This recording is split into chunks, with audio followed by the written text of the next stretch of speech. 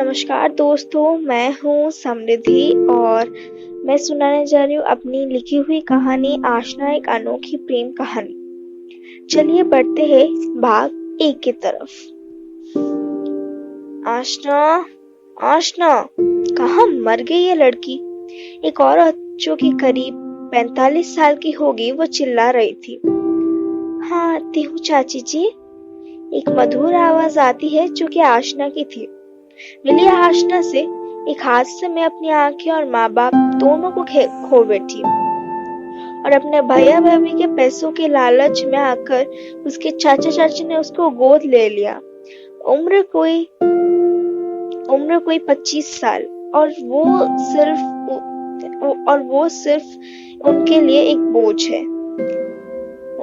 खुद को इंग्लैंड की महारानी समझ रखा है, एक अधेड़ उम्र की औरत कहती है जो कि आशना की दादी थी और जितना प्यार आशना से करती थी उतना ही नफरत अपनी दूसरी बहू से, पर आशना की खातिर चुप रहती थी। तभी आशना अपनी स्टिक जो कि वो कहीं गिर न जाए या फिर गलत दिशा की ओर न चली जाए इसलिए वो इस्तेमाल किया करती थी, उसे लेकर सीढ़ियों से नीचे आती है। लो आ गई महारानी, अब जाके मेरे लिए कॉफी और तेरे चाचा जी के लिए ग्रीन टी बना, उसके चाची ने व्यंग और नफरत भरी आवाज में कहा। जी, आशना मुस्कुराते हुए कहकर रसोई में चली जाती है। क्या हीरक, क्यों उस बच्ची से इतना नफरत करती हो? आशना की दादी यानी कि विनीता जी चिढ़कर बोलती है। शिव मम्मी जी, वो लड़की सिर्फ बोझ है हमारे लिए और बस एक बार शादी हो जाए उसकी, फिर पीछा छूटेगा उस मनुष्य से। हिरल जी ने ऐसे कहा जैसे कि वो कोई आम बात हो। विनीता जी गुस्से और नफरत में अपनी आंखें बंद कर देती है। चाची जी, ये आपकी कॉफी। आशना हिरल जी को कॉफी का मग पकड़ाते हुए कहती है। ठीक है, जा तेरे चाचा जी का ग्रीन टी यही रख दे, वो आने वाले हैं और ये अपनी मनहूस शक्ल लेकर दफा हो जाए यहाँ से। चाची जी ने नफरत से कहा। आशना की आंखें भर आती है पर वो कुछ नहीं कहती, बस चुपचाप वहां से चली जाती है। आशु रुक बेटा, मैं भी आती हूँ थारे साथ। इतना कहकर विनीता जी आशना के पीछे पीछे चली जाती है। आशना के कमरे में, कमरा बहुत ही छोटा था पर सारी चीजें खूबसूरती से सजाया हुआ था और सलीके से रखा गया था।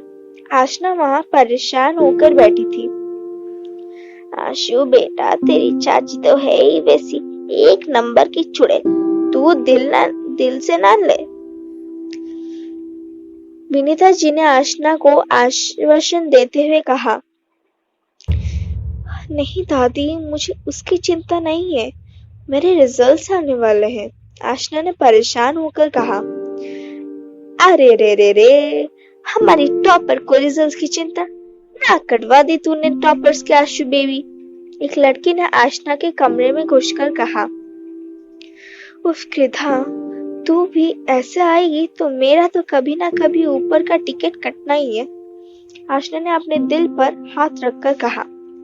मिली कृधा राणावत परिवार की बेटी जो कि राजस्थान के राजा की बहन भी थी और यहाँ दिल्ली में आशना के साथ कॉलेज किया और कॉलेज दिनों से ही वो आशना की एक ही दोस्त थी जिसे आशना सब कुछ बता पाती थी। और आज आशना ने राजस्थान के सबसे बड़े कॉलेज में एंट्रेंस एग्जाम दिया था, वो भी लेक्चरर के लिए, और उसके ही रिजल्ट्स आने वाले थे। मेरी प्यारी आशु, चिंता मत, तू टॉप करेगी, कृधा आशना को गले लगाकर कहती है। आशना सिर्फ इतना ही कहती है। और वैसे भी तू तो पहली ऐसी होगी जो बिना देखे आराम से लिख सकती है, कृधा मुस्कुराते हुए कहती है। ये थी आशना की खासियत कि वो बिना देखे कहीं भी कभी भी आराम से लिख पाती थी। अरे रे, एक मिनट, आ गया। कृधा अपनी लैपटॉप खोलकर देखती है। क्या हुआ बताना, मुझे चिंता हो रहा है। आशना ने परेशान होकर पूछा, तू तू तू तू कृदा आशना को परेशान करते हुए कहती है, बता ना। आशना झल्ला कर कहती है, तू 3rd रैंक में है, मतलब सिलेक्ट हो गई। कृदा खुशी से कहती है और आशना के गले लग पड़ती है। क्या मैं सिलेक्ट हो गई? हे महादेव, आशना खुशी से रोककर कहती है, मारे को पता था कि मेरी छोकरी मेरा सर ऊंचा करेगी। विनीता जी खुशी से आसना के गाल को छूकर कहती है, तो मैडम चलने के लिए तैयार हो जा, राजस्थान। कृदा खुश होकर कहती है, पर चाचा चाची। आशना अपनी चिंता जताकर कहती है, तू चिंता ना कर, वो सब मारे ऊपर छोड़ दे। आशना जल्दी नीचे आओ, हेमंत जी ने अपनी रौबदार आवाज में कहा। हेमंत आहूजा, उम्र कोई 50 साल, जो कि बड़े बिजनेसमैन है दिल्ली में, अपने भाई के शेयर्स को हड़पना चाहते हैं। और हीरल आहूजा उनकी पत्नी थी, जो कि हेमंत आहूजा का साथ सिर्फ पैसों के लिए देती थी और एक स्वार्थी इंसान भी थी। कृदा और दादी आशना के साथ नीचे जाते हैं, लिविंग हॉल में। क्या हुआ चाचा जी, आपने बुलाया मुझे? आशना ने कहा। तुम्हारी शादी तय हो गई है, क्योंकि हमारी कंपनी को लॉस हो रहा है, तो हमारी कंपनी को बचाने का यही तरीका है, हेमंत जी ने बिना किसी भाव के कहा। ये सुनकर आशना सुन हो गई, क्योंकि वो अभी कुछ करना चाहती थे, बहुत कुछ, और वैसे भी उसको अभी शादी नहीं करना था। नहीं चाचा जी, प्लीज ऐसा मत कीजिए, मैं आपके पैर पड़ती हूँ, चाची जी कुछ तो कहिए। आशना ने रोते हुए हाथ जोड़कर कहा, तुझ जैसी मलूस औलाद के लिए यही सही है, पीछा तो छूटेगा तुझसे। हीरल जी ने व्यंग्यात्मक भाव से कहा। हेमंत पागल हो गया है क्या? थारे को कुछ समझ आ रहा है कि तू क्या करने जा रहा है? विनीता जी ने गुस्से में कहा। मैं पागल नहीं हुआ हूँ, और अगर ये नहीं हुआ तो रास्ते में आ जाएंगे हम लोग। और वैसे भी इसे खुश होना चाहिए कि राजस्थान के आज राणावत परिवार में ये आ जाएगी, इतना का ही काफी है उसके लिए। हेमंत जी ने बिना किसी भाव के कहा।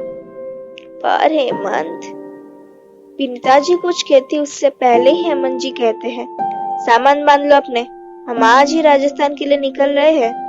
और वो हीरल जी के साथ चले जाते हैं। और आशना अपनी किस्मत पर रो पड़ती है। फिर दादी और कृदा उसे संभालते हैं और उसके रूम में ले जाते हैं। तो आज का भाग यहीं तक, मिलेंगे अगले भाग में। और अगर आपको कहानी पसंद आई हो तो मुझे जरूर बताइए, कमेंट कीजिए, लाइक शेयर और सब्सक्राइब कीजिए मेरे चैनल को। और मुझे ये भी कमेंट कीजिए क्या होगा आगे। क्या आशना शादी कर लेगी? किससे? क्या वो लड़का अच्छा होगा? कौन है वो जिससे आशना शादी करने वाली है? कौन है राणावत परिवार का राजा?